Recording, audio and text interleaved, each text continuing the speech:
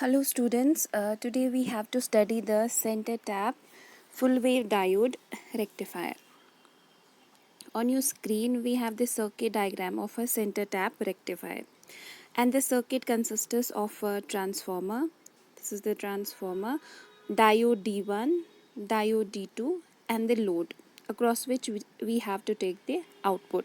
So the input transformer consists of a primary winding and the secondary winding.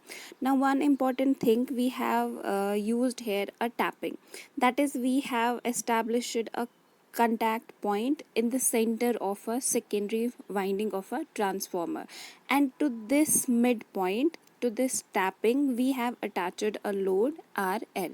So this makes it a center tap transformer. Now input to this circuit will be same AC wave, so this is the input. So this will be the input to the circuit, plus minus. So this is how the input appears at the primary windings of a transformer, and same input will appear across the secondary windings. So first what happens, positive half of the cycle comes. The polarities at the input will be like plus and minus, and the same voltage will appear at the secondary windings of the transformer. So the upper end will be plus, this will be minus, it will be plus and minus. So these are the polarities at the secondary of a transformer, secondary winding of a transformer. Next what we will do, we will give the diode its anode end and its cathode end, we will mark it. So this will be plus, it will be minus, it will be plus and it will be minus. Now we will see which diode will be forward biased and which diode will be reverse biased. How we can see that? Just by checking the connections to which the diode is connected. If you see for the diode D1, plus terminal is connected to the plus of the secondary winding and minus is connected to the minus. So the diode D1 is forward biased. Now if you look at the diode D2, plus of the diode is connected with the minus of the secondary winding. So we can say the diode D2 is reverse biased, and this will not conduct. The diode D2 will behave as an open switch. So this will not be a part of conduction for the positive half of the cycle. So we have for positive half of the input wave only diode D1 as forward biased. So diode D1 will act as a closed circuit and it will start conducting, and the current will start flowing. Current flows from high potential to the low potential. That means it will start from the positive of the source and it will complete its circuit cycle and come back to the negative. So it will start from this, go through the diode, then go through the load and come back to the negative of the supply. So this is how, and we can say we can mark the polarities across the load like this, as current flows from high potential to low potential. And this is how the diode D1 will work for the positive half of the supply. Now negative half of the supply will come. So for the negative half of the supply, we'll again mark the polarities and see what happens. For the negative half of the supply, the polarities will reverse. That means the upper end will be negative, lower end will be positive at the input of the transformer, and same polarities will be followed across the secondary of the transformer. So this will be minus, it will be plus, minus and plus. Diode polarities we have already marked. So let's go for the diode D1 first. So if you talk about diode D1, positive terminal of the diode is now connected with the negative. So the diode D1 will behave as a open switch. That means it will be reverse biased. Now if you talk of diode D2, positive is connected with the positive of the secondary. So diode D2 will behave as a closed circuit, closed switch. So it will be in the forward bias state. Diode D1 at this time will not conduct. So for negative half of the AC wave, only diode D2 will conduct, and current will follow the path from higher potential to lower potential, that is from positive of the supply to negative. So it will go like this. Okay, now if you can see, observe at the load, observe that current flows in the same direction for positive half as well as for negative half. You see diode for the positive half, it is like this. For the negative half it will be like this. So for positive half, in even if at the input the current, or sorry, the voltage is reversing its polarities, but across the load it remains in the same direction. That is how we get the DC at the output, unidirectional, in the same direction. At the load it is not reversing its polarities, whether it is positive half, whether it is negative half, it is following the load, it is going through the load in the same direction. This is how we get the DC at the output across the load.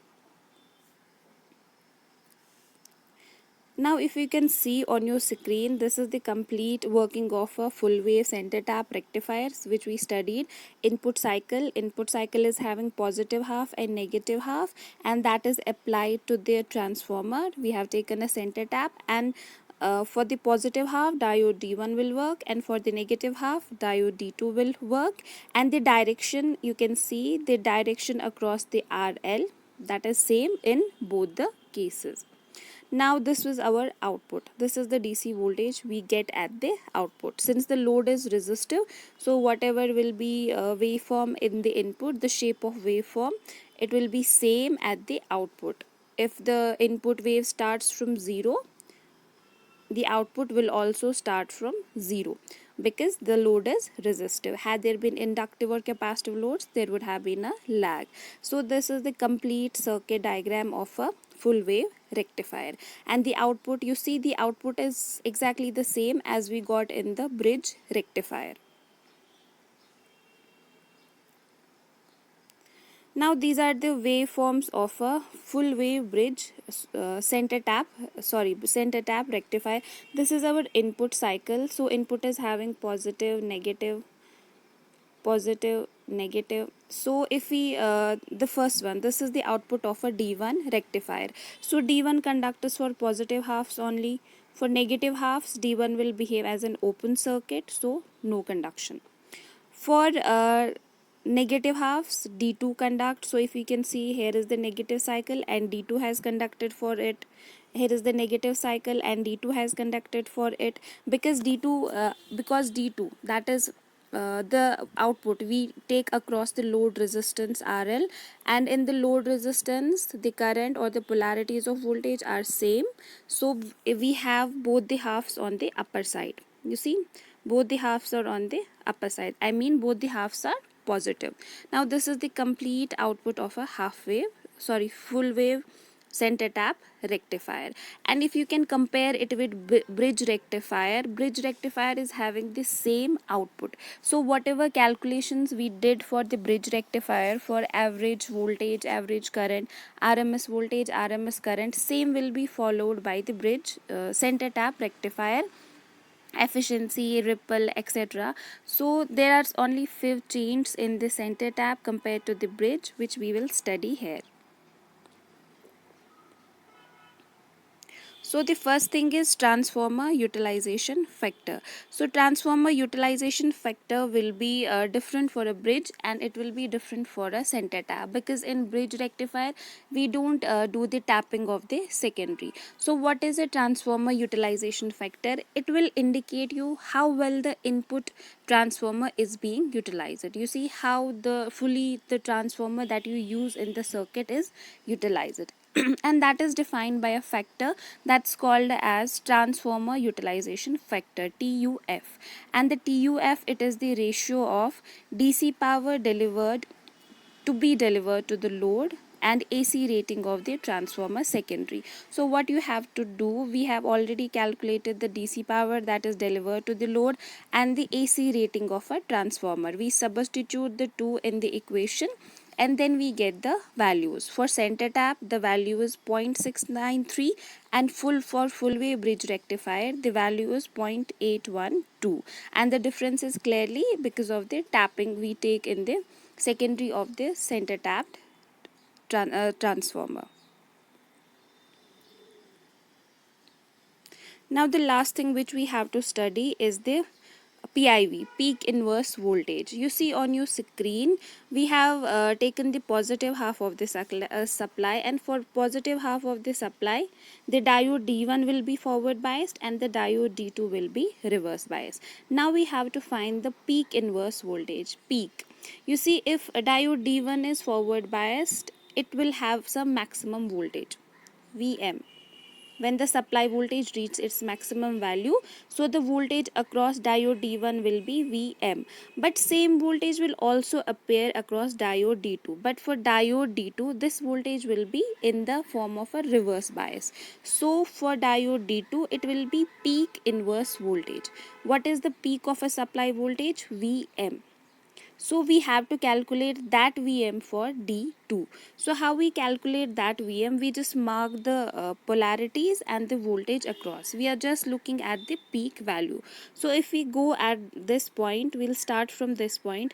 Plus to minus, it is increase in potential. So we write it as Vm.